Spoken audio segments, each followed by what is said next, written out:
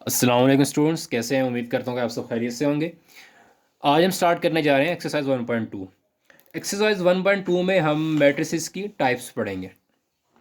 जो सबसे पहले टाइप्स हमारे सामने आ रही है उसे हम वो क्या है? Row matrix. अब रो मैट्रिक्स किसे बोलते हैं? ऐसी मैट्रिक्स जिसमें सिर्फ एक ही रो हो, जिसमें सिर्फ एक ही रो हो उसे हम क्या बोलेंगे? रो मैट्रिक्स बोलेंगे। अ मैट्रिक्स विच हैज़, इसके हम डेफिनेशन लिखते हैं। A matrix which has only one row. एक मैट्रिक्स जिसमें सिर्फ एक ही रो हो उसे हम क्या बोल देंगे? रो मैट्रिक्स बोल देंगे। अब हमने एग्जांपल लेनी है। एग्जांपल में सिर्फ हम वही मैट्रिक्स लिखेंगे जिसमें से एक ही रो हो। एक मैट्रिक्स ए बोल लेते हैं, 1 2 3। ये देखिएगा। मैट्रिक्स बी कह लेता हूँ मैं, 1 3। मैट्रिक्स सी कह लेता हूँ, 5। अब इन तीनों मैट्रिसेस में देख लें तो एक ही रो है, इसमें भी एक रो है, मैट्रिक्स ए में भी एक रो, मैट्रिक्स बी में भी एक रो और मैट्रिक्स सी में भी एक रो। तो मैट्रिक्स रो मैट्रिक्स में हमें इतना ही जानना हमारे लिए ज़रूरी है बस। आगे चलते हैं कॉलम मैट्रिक्स पे। कॉलम मैट्रिक्स बेसिकली क्या है? कॉलम मैट्रिक्स ऐसी मैट्रिक्स जिसमें सिर्फ एक ही कॉलम हो उसे हम क्या बोल देंगे? कॉलम मैट्रिक्स बोल देंगे। अब मैट्रिक्स, हम डेफिनेशन लिख लें पहले इसकी। अ matrix which has only one column. Example देख लेते हैं इनकी।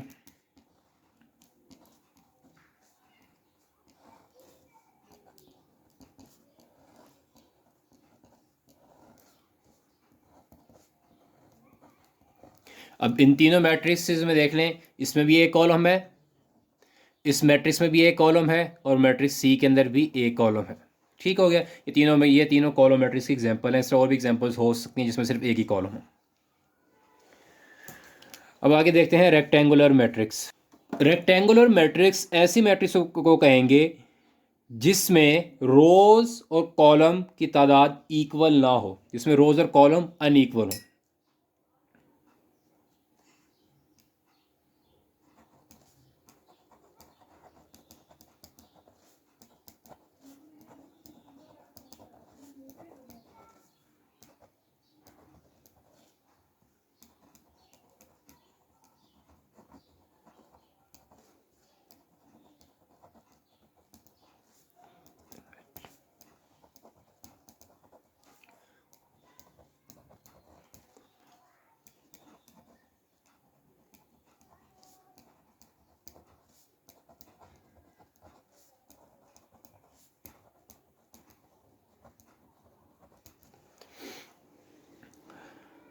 अब इसकी एग्जांपल देख लेते हैं।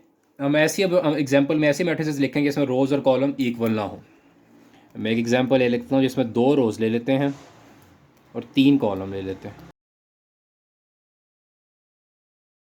अब इसमें देखें 2 रो है, 3 कॉलम है, तो ये एक रेक्टेंगुलर मैट्रिक्स एग्जांपल होगी। एक और एग्जांपल ले लेते हैं।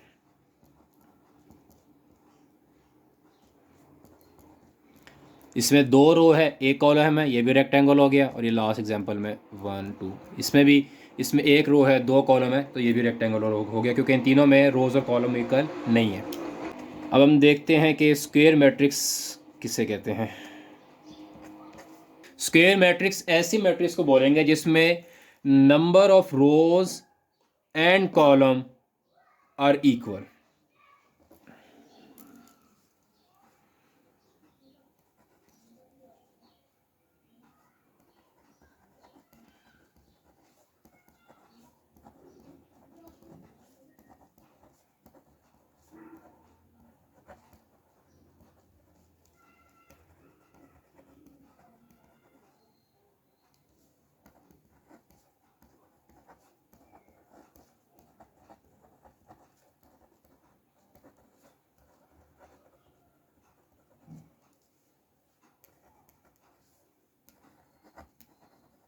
अब स्क्वायर मैट्रिक्स की एग्जांपल देख लेते हैं हम। अब मैं एक मैट्रिक्स बना रहा हूँ जिसमें मैं 4 एंट्रीज रख रहा हूँ, 1 2 3 4। अब इस मैट्रिक्स में देखें तो 2 ही रोज हैं, 2 ही कॉलम हैं, तो इसका मतलब इसमें रोज और कॉलम की तादाद इक्वल है, तो ये स्क्वायर मैट्रिक्स हो गई। एक और एग्जांपल ले लेते हैं। अब इस मैट्रिक्स में देख लें, इसमें 3 रोज़ हैं और 3 कॉलम हैं, तो इसका मतलब इसमें भी रोज़ और कॉलम इक्वल हैं, तो ये भी स्क्वायर मैट्रिक्स ही है। ठीक है, एक लास्ट एग्जांपल देख लेते हैं। ये भी स्क्वायर मैट्रिक्स है, इसमें एक रो है एक कॉलम है, तो ये भी नल या ज़ीरो मैट्रिक्स। नल और ज़ीरो मैट्रिक्स को नल मैट्रिक्स भी बोलते हैं और इसको ज़ीरो मैट्रिक्स भी बोलते हैं। ऐसी मैट्रिक्स नल मैट्रिक्स या ज़ीरो मैट्रिक्स कहलाएगी जिसके अंदर सारी की सारी एंट्रीज क्या हो, ज़ीरो हो। हमें उनकी उसके ऑर्डर से फ़र्क नहीं पड़ता, चाहे उसका ऑर्डर स्क्वायर मैट्रिक्स वाला हो, चाहे उसका ऑर्डर रेक्टेंगल मैट्रिक्स वाला हो, चाहे उसमें एक रो हो, चाहे उसमें 2 रो हो। अगर उसमें सारी की सारी एंट्रीज ज़ीरो हैं तो वो नल मैट्रिक्स होगा। इसकी हम कुछ एग्जांपल देख लेते हैं। अच्छा, नल मैट्रिक्स में एक बात का ध्यान रखिएगा, इसमें ऑर्डर से कोई फ़र्क नहीं पड़ता, चाहे ऑर्डर इसका 2 × 2 मैंने आपको पहले भी बताया, बस इसमें बस वैल्यूज़ एंट्रीज सारी ज़ीरो होनी चाहिए।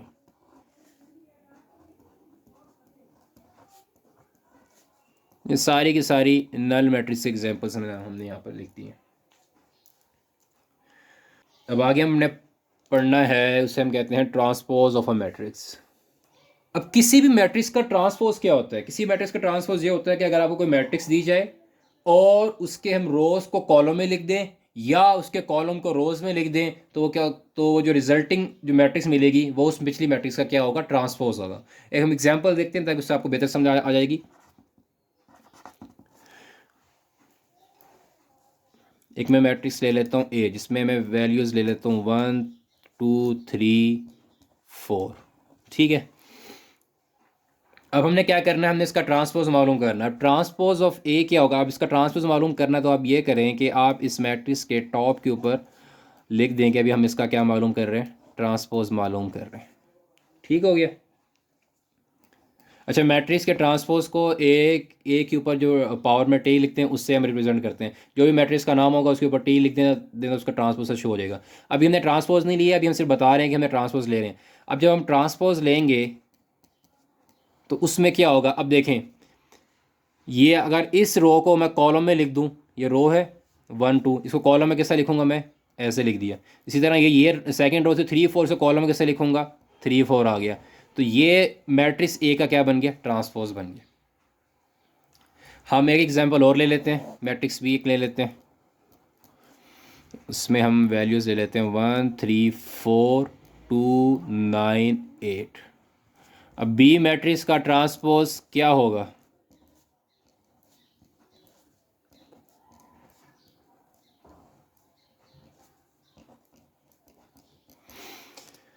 अब इसमें ये रो दी हुई है, इसको कॉलम में लिख लेते हैं 1 2 3। इसी तरह ये रो दी हुई है, उसको कॉलम में लिख लेते हैं। तो बी मैट्रिक्स का ये ट्रांसपोज बन चुका है। आप चाहें तो रो को कॉलम में लिख सकते हैं, या अगर आप कॉलम को लें उसको भी रो में लिखें तब भी ये बनेगा। जिस तरह के ऊपर एग्जांपल देखें, इसमें एग्जांपल में क्या था, ये अगर कॉलम है 1/2 1 और 2, इसको अगर मैं रो में लिखूंगा तो ये 2 इधर आ जाएगा, 1 2 बन गया। इसी तरह ये कॉलम दिया, इसको रो में लिखूंगा तो सॉरी यहाँ पर 3 आना है, तो यहाँ पर क्या बन जाएगा, 3 और 9 बन जाएगा। इसी तरह और लास्ट में ये कॉलम दिया तो इसको लिखूंगा तो 4/8 आ जाएगा। अच्छा, जब हमने इसको कॉलम में लिखे तो यहाँ पर 4 आएगा, ना कि यहाँ पर 3 आएगा। 1 3 4 और 2 9 8। ठीक हो गया। हम रोज़ को कॉलम में भी लिख सकते हैं या कॉलम को रोज़ में भी लिख सकते हैं। किस तरह, अब यहाँ पर 1 और 2 दिया हुआ है, अगर इसको मैं रो में लिखूंगा तो ये 2 यूँ चला जाएगा, तो ये 1 2 बन जाएगा। इसी तरह ये कॉलम दिया है 3 9, इसको जो मैं रो में लिखूंगा तो 3 पहले आ जाएगा, 9 इधर आ गया, ये यूँ कन्वर्ट हो जाएगा, यूँ, ये 3 9 बन गया। इसी तरह 4 8 दिया हुआ है, 4 8 को अगर मैं रो में लिखूंगा तो ये 4 8 बन जाएगा। तो इस तरीके से ये क्या हो गया, ये इस मैट्रिक्स का ट्रांसपोज हो गया, ट्रांसपोज ऑफ अ मैट्रिक्स। अच्छा, अब इस मैट्रिक्स का अगर हम ऑर्डर देखें, ट्रांसपोज से पहले इस मैट्रिक्स का ऑर्डर था 2/2। ट्रांसपोज के बाद भी इस मैट्रिक्स का ऑर्डर क्या है, 2/2, क्योंकि ये स्क्वायर मैट्रिक्स थी इसलिए इसके ऑर्डर पे फर्क नहीं पड़ा, क्योंकि इसके रोज और कॉलम सेम होते हैं। इस मैट्रिक्स को देखें, ट्रांसपोज से पहले इस मैट्रिक्स का ऑर्डर था 2/3। ट्रांसपोज के बाद इस मैट्रिक्स का ऑर्डर क्या बन गया है, 3/2 बन गया। ठीक हो गया। अब हम देखते हैं नेगेटिव ऑफ अ मैट्रिक्स। किसी भी मैट्रिक्स का नेगेटिव क्या होगा, अगर हम उस मैट्रिक्स के साइन चेंज कर दें तो तो जो नई मैट्रिक्स है वो पिछली मैट्रिक्स का क्या होगा, नेगेटिव होगा। हम एक मैट्रिक्स ले लेते हैं, मैट्रिक्स ए 1 -3 4 2 5 और -6। अभी हमने मैट्रिक्स ले ली ए। अब इसका नेगेटिव मैट्रिक्स क्या होगा कि अगर इसकी सारी इंट्रीज का अगर हम क्या कर लें, साइन चेंज कर दें तो नेगेटिव बन जाएगा। तो नेगेटिव को शो करने के लिए उस सिचुएशन नेगेटिव लगा दिया साइन।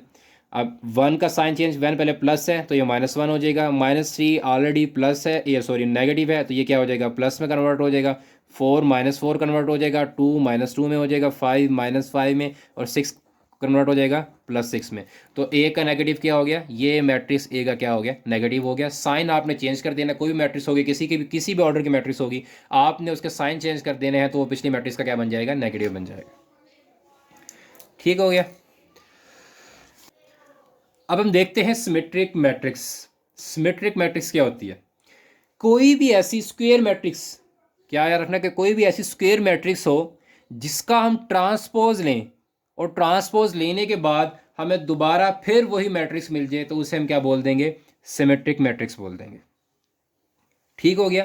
कोई भी स्क्वायर मैट्रिक्स होनी चाहिए, रेक्टेंगुलर मैट्रिक्स नहीं हो सकती। स्क्वायर मैट्रिक्स मतलब कि ऐसी मैट्रिक्स जिसमें रोज और कॉलम सेम हो, अगर उसका ट्रांसपोज लिया जाए और ट्रांसपोज लेने के बाद दोबारा वही मैट्रिक्स आ जाए तो उस वो क्या मैट्रिक्स बन जाएगी, सिमेट्रिक मैट्रिक्स बन जाएगी। हम एग्जांपल देखते हैं। ये हमने मैट्रिक्स ले लिया, अब हम क्या करते हैं, हम इस मैट्रिक्स का ट्रांसपोज लेते हैं। अब ट्रांसपोज क्या होगा, ये रो दिया और इसको कॉलम में कन्वर्ट कर लेते हैं। ये रो है तो कॉलम में भी ये 1/2 3 आ जाएगा। ये रो दी है, इसको कॉलम में कर लेंगे तो क्या आ जाएगा, ये 2 इधर चला जाएगा, -1 अपनी जगह पर रहेगा और ये 4 इधर नीचे आ गया।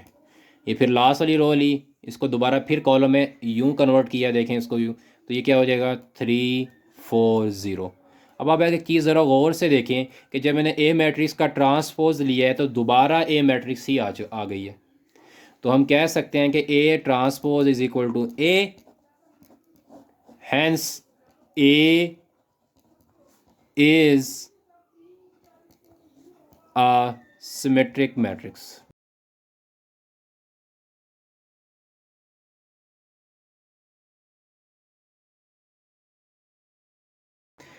अच्छा, अब आगे देखते हैं स्क्यू सिमेट्रिक।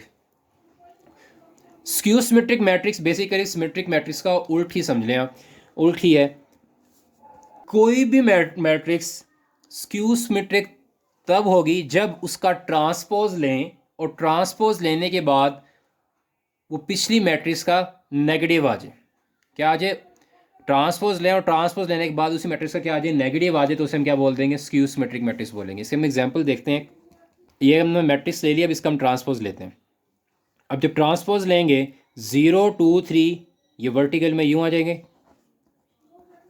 -2 0 1 ये भी वर्टिकल में कन्वर्ट हो जाएंगे, -3 -1 0 इसको भी वर्टिकल में कर लें।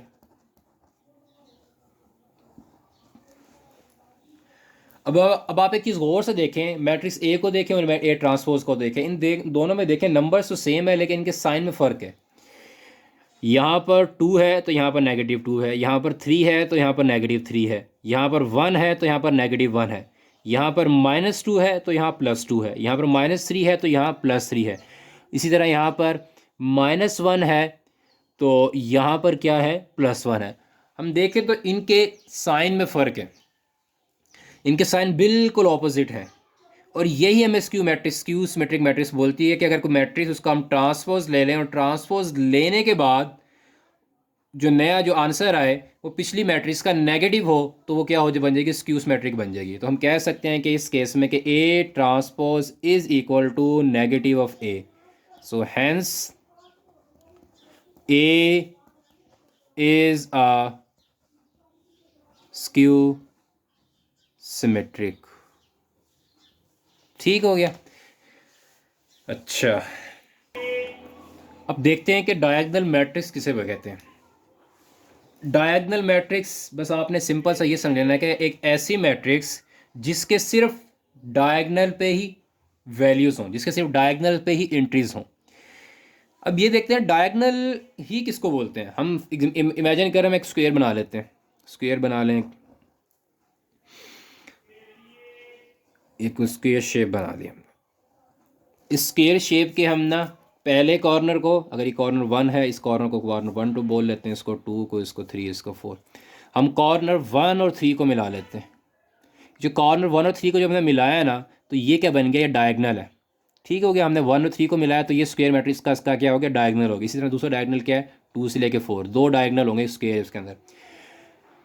कॉर्नर 1 3 को मिलाया तो ये हमारे पास क्या हो गया, डायगनल हो गया। इसी तरह कोई भी स्क्वायर मैट्रिक्स ले लें,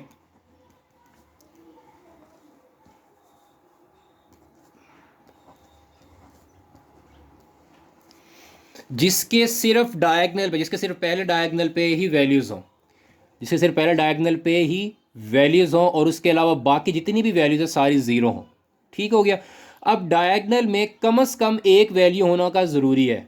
मतलब देखें यहाँ इसमें, अब इसमें देखें, इसमें इस डायगनल में दोनों की दो वैल्यूज़ मौजूद हैं। अगर मैं एक मैट्रिक्स और ले लूँ,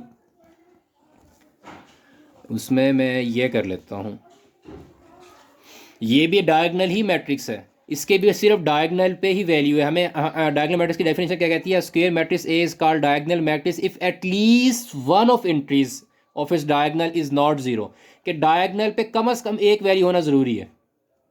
ये देखें, इसमें एक वैल्यू थी, इसमें दोनों डायगनल की दोनों दो वैल्यू नॉन जीरो थी। डायगनल पे कम से कम एक वैल्यू नॉन जीरो होना ज़रूरी है। उसके अलावा बाकी सारी वैल्यूज अगर जीरो हो भी जाएँ तो उसको हम तब भी क्या बोलेंगे, डायगनल बोलेंगे। ये भी डायगनल मैट्रिक्स है, ये भी डायगनल मैट्रिक्स है। इसके डायगनल पे सारी वैल्यूज मौजूद है, इसके डायगनल पे सिर्फ एक वैल्यू मौजूद है। एक और स्क्वायर मैट्रिक्स ले लेते हैं। अभी हमने एक और स्क्वायर मैट्रिक्स ले ली। इस स्क्वायर मैट्रिक्स में भी देखें तो इसके डायगनल पे तीन पॉसिबल वैल्यूज आ सकती हैं, 1 2 3। लेकिन तीन में से दो वैल्यूज नॉन जीरो हैं, एक जीरो। अभी हमने कहा कि एटलीस्ट कम से कम एक वैल्यू नॉन जीरो होनी चाहिए। इसमें दो भी नॉन जीरो है तो कोई इशू नहीं। उसके अलावा जितनी बाकी वैल्यूज़ हैं, बाकी वैल्यूज़ कौन सी बची, ये वैल्यूज़ बच गई ऊपर वाली, ये इसी तरह नीचे ये बन गई, ये सारी नीचे जीरो होनी चाहिए। अगर इसको मैं कोई नंबर भी दे दूँ तो अभी भी ये एक डायगनल मैट्रिक्स ही है। ठीक हो गया। अब आगे हम देखते हैं स्केलर मैट्रिक्स। स्केलर मैट्रिक्स भी डायगोनल मैट्रिक्स से ही निकली है। डायगोनल मैट्रिक्स में हमने देखा कि नंबर्स डिफरेंट भी हो सकते हैं और एक कम से कम एक नंबर हो और बाकी ज़ीरो भी हो सकते हैं। स्केलर मैट्रिक्स में ये है कि आपके पूरे डायगोनल पे नंबर्स होने चाहिए। मैं एक बना लेता हूँ, नंबर्स होने चाहिए पूरे डायगोनल पे और वो नंबर सेम भी होने चाहिए। ये देखें, डायगोनल्स पे जो नंबर हो वो नंबर्स सेम होने चाहिए। सिंपल सी बात है, बस आपने ये समझ लेना है, डायगोनल्स पे नंबर्स हों और वो नंबर सेम होने चाहिए, वो नंबर्स डिफरेंट नहीं हो सकते। ये सारी दोनों एग्जांपल किसकी हैं, डायगोनल मैट्रिक्स की हैं। ठीक हो गया। अच्छा, और एक बात का और ध्यान रखिएगा, जितने भी डायगोनल मैट्रिक्स स्केलर मैट्रिक्स पढ़ रहे हैं ये सब के सब ये स्क्वायर मैट्रिक्स के ऊपर एप्लीकेबल है। ऐसी मैट्रिक्स जिसका ऑर्डर सेम हो, जिसमें रोज और कॉलम सेम हो, उसी में आप उसी मैट्रिक्स में से डायगोनल निकलेगा, उसी में से स्केलर निकलेगा। अब लास्ट में हम देख लेते हैं आइडेंटिटी मैट्रिक्स। आइडेंटिटी मैट्रिक्स भी एक तरह की स्केलर मैट्रिक्स ही है।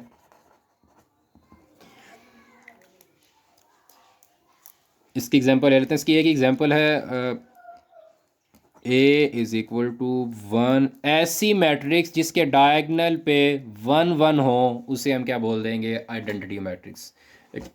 3x3 का ऑर्डर भी ले लेते हैं।